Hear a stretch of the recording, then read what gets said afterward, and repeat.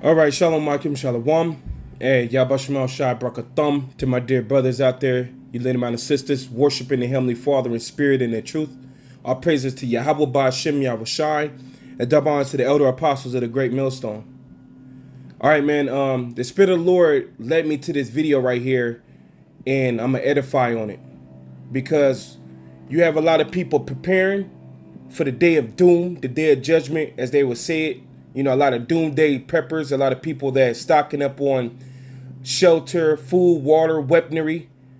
But in this video, was going to show you that a lot of these people not even considering the basic needs of everyday life. You know, they're not considering the basics of reality. They're just thinking that they're going to run somewhere into a shelter, get this food and water and have this weapon, and that's it. But no. In this video, this guy is going to show you like the reality of when everything crash. And I'm going to marry it with the scriptures. Okay, so let's get right here. When you go to the book of Amos chapter 5, verse 18, it says, "Woe unto you that desire the day of the Lord. To what end is it for you? The day of the Lord is darkness and not light." See, a lot of people is not counting on that it's the Heavenly Father bringing these judgments. It's the Heavenly Father bringing these judgments. So the best preparation is to get right with the Heavenly Father. Let's play this first video we have here. So you're a doomsday prepper. Congrats. I bet you stockpiled lots of food and water and supplies to survive the crash of civilization. Heck, there's even a lot of people out there that relish the idea. And if that's you, what is it about social collapse that you find enticing? Maybe it's not having to go to work every day, or not having to pay a mortgage. Or maybe it's just the hope of eliminating overcrowding and our addiction to technology that makes you crave a return to the Stone Age. I have to admit, some of that sounds pretty nice. But with that comes a whole lot of new problems that most people don't want to think about. So while you may like the idea of anarchy, here's what life after an SHTF situation will really be like. First, so we'll stop it right here. Let's go back into this Amos, because the guy's saying, when SHTF, when shit hit the fan, a lot of people ain't going to be counting on little minor situations that could destroy and kill them. Matter of fact, Amos 5 and 19 says, let's start from 18 again. It says, "Woe unto you desire the day of the Lord, and what end is it for you? The day of the Lord is darkness and not light, as if a man did flee from a lion and a bear met him, or went into the house and laid his hand on the wall and the serpent bit him." So it's going to be scenario after scenario of situations that's going to be very difficult, back to back. Like you met a lion, then you met a bear, then you met a serpent. So let's hear what he further has to say.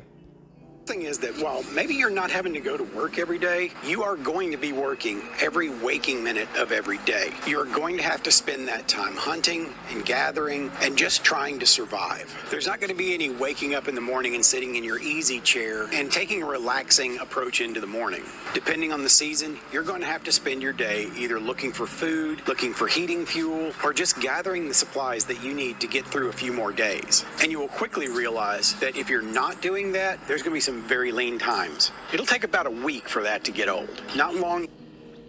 So the first thing he said, people is going to have to realize that you don't want to work every day. You know, you don't want to go to work right now. You don't want to go to that job and everything, but you're going to have to work every day.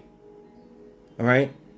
Because since society is not going to be running, you're going to have to get those things naturally. You're going to have to go out and get things naturally. It ain't going to be no stores where you could just go and go in the store. Unless of course you got the MOTB in your hand and you cooperating with the government. But it's going to be chaotic out here. You see? So you're going to be, people ain't even considering that you may not have to go, you ain't going to be able to have to go to work every day, but you're going to be working every day. So that was a good point that the dude gave. All right. This is Ecclesiastes 12:1. It says, "Remember now the Creator in the days of thy youth, while the evil days come not, nor the years draw nigh, when thou shalt say, I have no pleasure in them." Everybody's going to get ready to say There ain't no pleasure. There's none fun or happy about the days to come. Let's see what he further on says. Into this process, you are suddenly going to realize just how tired you are all the time because you're constantly having to go. There will be very little time for sitting back and just enjoying some downtime and time to think. And the thing about it is, if you're sitting down with time to think, you're probably thinking about where you need to go next to find the things that you need. The next problem you're going to encounter is that medical dependency is going to be a really hard problem to solve when there is no supply chain. Nobody is going to be making or delivering the drugs that you need, especially if whatever condition you suffer from is rare. Sure, somebody's probably going to be making and selling easy to produce medications that they can scalp for high prices, but that selection is going to be limited. And drugs that require refrigeration are going to be the first thing to go. If you or someone you love is an insulin-dependent diabetic, they're probably not going to make it for very long. Insulin does not last long, especially if it's not refrigerated, and without power and the ability to keep it cool, it's going to go bad quick. But then you also have to consider that because there's nobody making this stuff anymore, you're not going to have long. And if so, medication, a lot of people, they don't understand how to heal themselves naturally. They don't understand anything about if you're injured or you suffering from some type of bacteria or anything.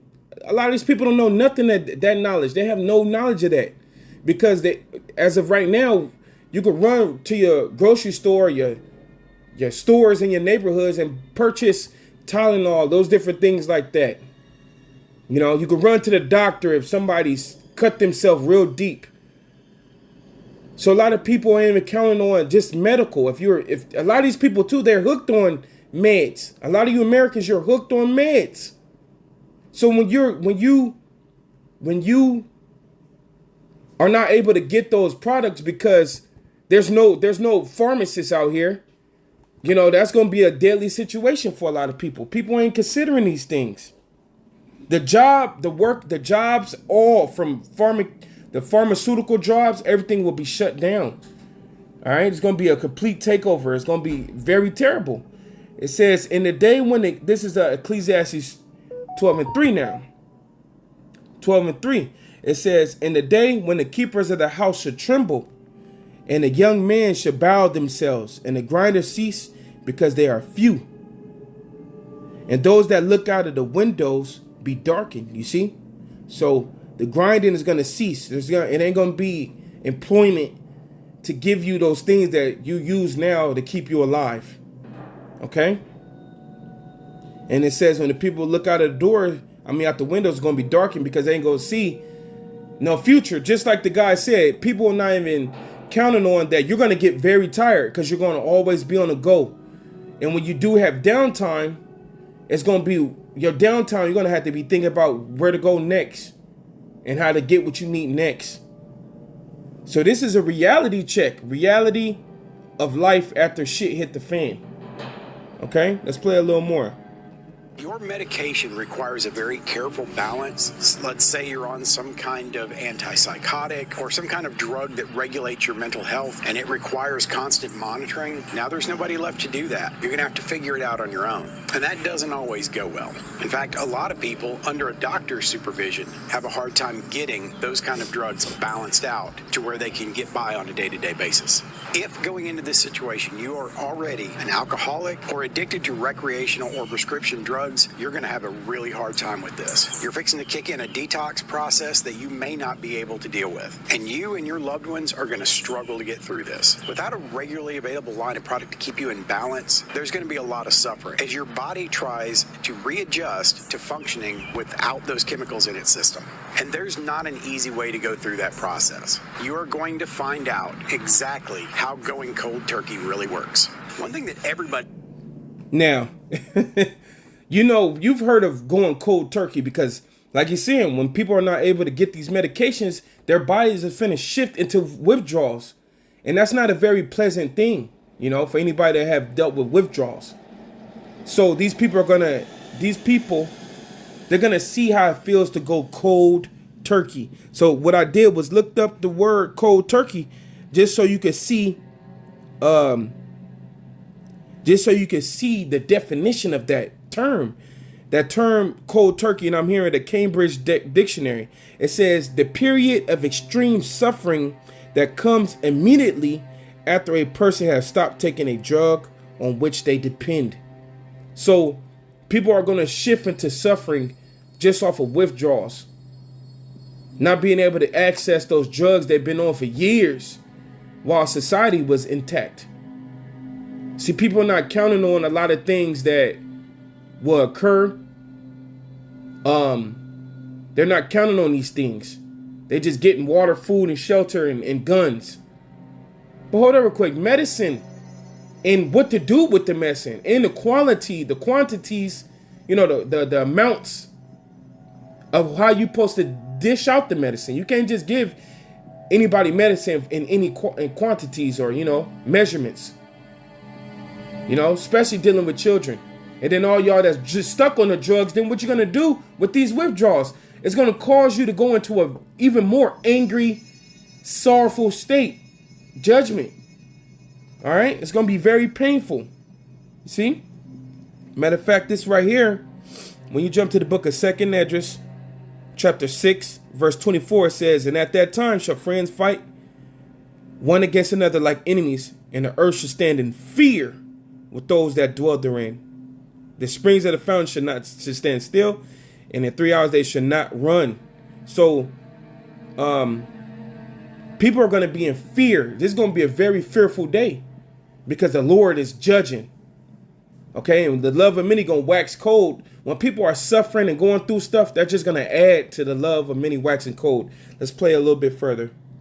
Is going to have to worry about is any injury or disease can be fatal. It doesn't take much for a simple injury to get infected and to get out of control. And if there are no medications to help keep things clean or to help you get past some kind of illness, then complications are almost guaranteed. Unless you already have a really strong immune system, people are going to struggle to get past simple illnesses like, let's say, common cold or the flu. There's a reason why in the past, simple illnesses have resulted in high numbers of deaths. Without the availability of medications, without access to doctors, these illnesses are just going to run their course, and then they're going to drag along friends like pneumonia. And unless you already have a working knowledge of medicine and how to treat these kind of things, then it's only going to get worse. So here are doomsday.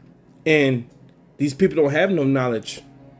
You know, these people have zero knowledge. They depend on going to the hospital. They depend on, you know, just other people doing stuff for them. So it's going to get very chaotic just off of Jake or not Jake, I'm sorry. People having to do stuff for themselves. Go find water for yourself. You're not going to be able to cut on the sink and water just come out. Go find your supplies for yourself. You know? And to people dealing with injuries and medicines. Come on, man. That's why when you're going further in the 2nd Esdras 6, it says, whosoever remaineth from all these things that I have told thee shall escape and shall see my salvation and the end of your world. Those are the ones that's going to see the salvation and the end of Esau's world are the ones that get right with Yahweh Ba'Shem Yahushai, the God of the Bible, the God that's bringing his judgment on the world for their wickedness and sin. You got to get right. Especially if you got children and all this stuff, it just makes it harder on you. You got a woman, children, you know? Whatever you got a woman or children, man, you gotta really be on top of it. You have to be on top of it, of getting right with your God. Because like this guy is explaining, people are thinking about the small things that's going to destroy them.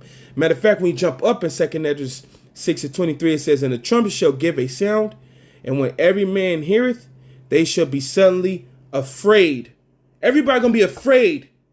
When they're hearing all the destruction, the chaos, they're going to be scared. Everybody, man. Okay? So the only way you preparing for this is through the Lord. You hear him? Through the spirit and power of Yahweh Shema Shai. Get your spirit correct. Now let's go right here. Sorry.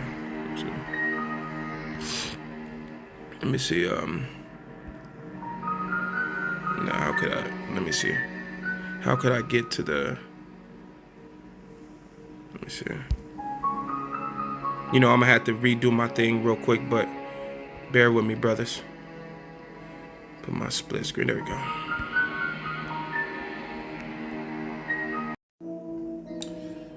All right, brother Slocky, I had to stop it real quick, but we here at part 2 now. We here at part 2. Let's see what he's saying in part 2. Without the availability of first responders, fires and violence are going to rage out of control. A small fire in an uncontrollable environment will get out of hand very quickly and can take out entire communities in a matter of hours. We're going to have to return to bucket brigades. And if water's even available, it's going to be hard to get enough water to the scene to deal with a raging fire. And once riots and looting start, there's not going to be anybody to stop it. Each individual is going to be responsible for taking care of their own stuff. There's not going to be anybody to roll out the riot squad to come and put that down. Now, here's a particularly ugly thought that everyone's going to need to consider. If you have a wife, daughter, sister, even your...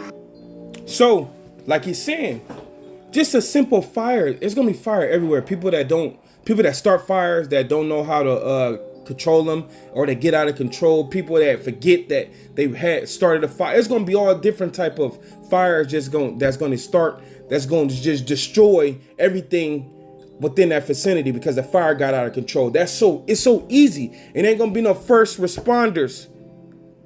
Okay? There is not gonna be first responders. Okay?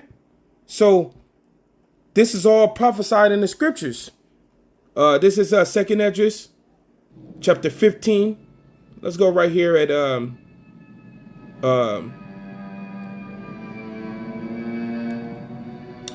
let's start right here, and we'll start at the 15th verse. 2nd Esdras 15 and 15, it says, "For the sword and the destruction draweth nigh, and one people should stand up to fight against another with swords in their hands." So everybody gonna be against each other. It said, "There should be a sedition among men, and invading one another, and they should not regard their kings, their princes, and the course of their actions shall stand in their power." So there's going to be a civil unrest.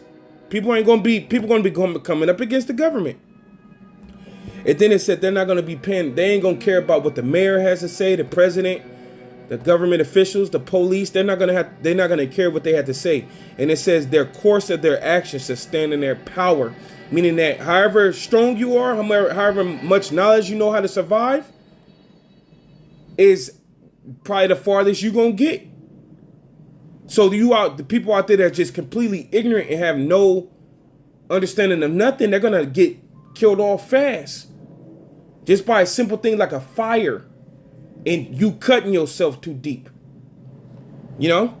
That's why you got to get right with Yahweh Shemel Shai. You have to get right with the Lord. Okay, you have to. Because if you don't, you will be destroyed. You will. This is Sirach 5 and 7, it says, "Make no tarrying to turn to the Lord, and put not off from day to day, for suddenly shall the wrath of the Lord come forth, and in thy security I shall be destroyed and perish in the day of vengeance." Now let's go on a little further. Now he's going to get a little bit more into thinking about what is going to be occurring. All right. Mother, you're going to have to protect them 24/7 because predators are going to be out in force. Without an intact legal system, they are going to run rampant, and they will probably run in packs of like-minded people to ensure their success. You will never be allowed to let your guard down if people figure out that you have women in your home. The number of predators in the world today, as it stands, with the laws that we have in place, is frightening. I spent a lot of years working in that environment and dealing with these kind of people, and they are more prevalent than you'll ever know. But once you take the restraints off, once you take out the ability for law enforcement to respond and to do something about it, there's going to be nothing to control these people. A predator will do whatever it takes to get what he's after. You might... That point is so solid.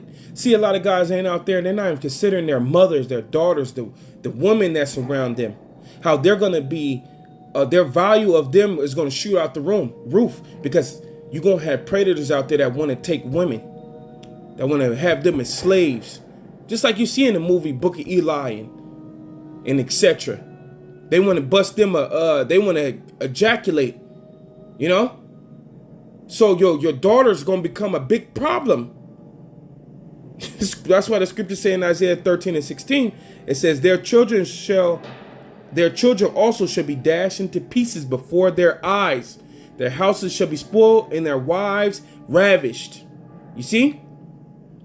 And ravish is the old English word, which means, just read the NLT version of it. Let me read it. It says, their little children will be dashed to death before their eyes. Their homes will be sacked and their wives will be raped. There we go. So just having a daughter around is going to make it, or a woman around is going to make it difficult more. That's why it keep resorting back to get right with the Heavenly Father. Get right with Yahweh Ba'Shem Yahushai. Get right. Then your house and your different things will be protected in the Lord. All right. So, let's play a little more. Think that without pollution and traffic that everything's going to be sunshine and roses, but that's just not the case. In fact, one of the problems that people will encounter is that bodies are going to start stacking up everywhere. Yeah, people will bury their own, but at some point all of the random bodies that are going to start falling are just going to be left to lay where they are. At some point, even civilized groups are going to give up because they're going to realize they can't keep up with the workload. The first winter in cold environments will claim a large number of the population. And heating fuel and wood are going to become extremely scarce, which the scriptures prophesy.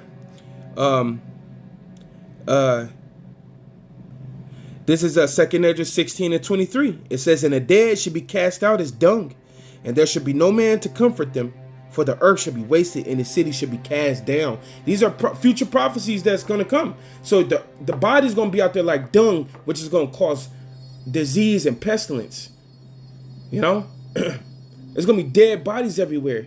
And that alone is going to allow demons to be destroying people. You see? it's going to make it even harder to survive. People are going to have to learn how to migrate with the birds to find livable temperatures. And unfortunately, not everybody in your group is going to be able to keep up with that kind of lifestyle. And some hard decisions are going to have to be made. Another thing you can guarantee is our enemies will invade. If it's a systemic attack that has caused the problem that created the SHTF situation, you can pretty much guarantee that they're already going to be here when that attack happens. So it's not going to take very long for them to roll across this country. There will already be organized plans and equipment in place to ensure their success. And while they will encounter guerrilla resistance, they'll be prepared for that too. So in addition to the day-to-day problems you're already going to be facing, you're probably going to have to deal with a military presence that's going to want to take everything you've got and make sure that you're not going to be a problem for them down the line. And that's a solid point. You're already dealing with your day-to-day problems like he's explaining, but then you're going to have to deal with the military, and that's exactly who's coming. The UN troops, the New World Order troops, they're coming, just as the scriptures say. So you're going to have to deal with them. It's a lot. The only way you could get past this is if the Heavenly Father is guiding you. This is 2 Ezra 15. It's 2 Ezra, 16 and 68.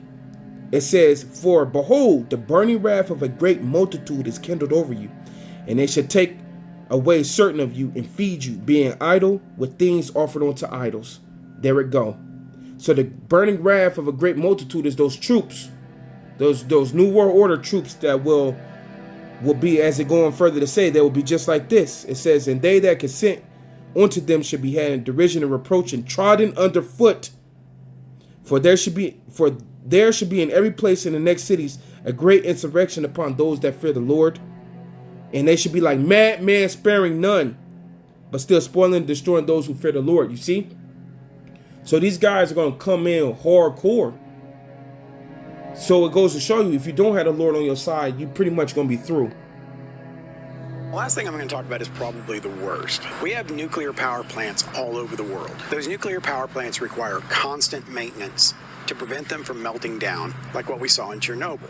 Without people willing to go to work every day and maintain those plants, every nuclear power plant around the world is going to go into meltdown. It won't all happen at once. One of them will go full Chernobyl, and then right about the time you find you a nice spot upwind from the fallout, another one's going to go. And another. Eventually, most, if not all of the Earth is going to be covered by clouds, dropping acid rain and radiation. Safe food and water that were already scarce are going to become all but impossible to find. And radiation sickness is going to run rampant. And as we've already discussed, with no doctors, with no medication, there's going to be nothing you can do about it. So I said all that to say this. There's nothing wrong with preparing for the end of civilization as we know it. But with everything that's going to be added into the mix, there is a lot to prepare for. It goes beyond food storage, water, supplies. You're going to have to be able to solve all these other issues that are going to crop up. Things don't just become simpler because there's less people around and because technology has gone defunct. You have a lot of work to do. And my suggestion is, if you plan on surviving this, you better get busy. So, as always, prepare for the world that you live in, not the one you wish existed. We'll see you next time. Without the... Yeah, dude broke it down. He made you think outside of the little box that, of I just need food, shelter, water, and weapons. Nah, man, you gonna have to do a lot. It's a lot of day-to-day things that's gonna be hitting you that these people ain't thinking in their mind. And really, you cannot prepare for the day of the Lord. The only way you prepare for the day of the Lord is by getting right with the Lord. This is Isaiah 13:6. It says, "How ye, for the day of the Lord is at hand. It shall come as a destruction from the Almighty. Therefore shall all hands be faint, and every man's heart shall melt. And they shall be afraid. Pains and sorrow shall take hold on them. They shall be in pain as a woman that travaileth. They shall be amazed one at another. So, and their faces shall be as flames." So the Heavenly Father, he's the one that's finna create this chaotic state on everybody else. And his judgment. And he said your heart's gonna melt. Everybody gonna be out here not knowing what to do next. How they're gonna sustain themselves next. Where to go next. Is it safe to turn this corner?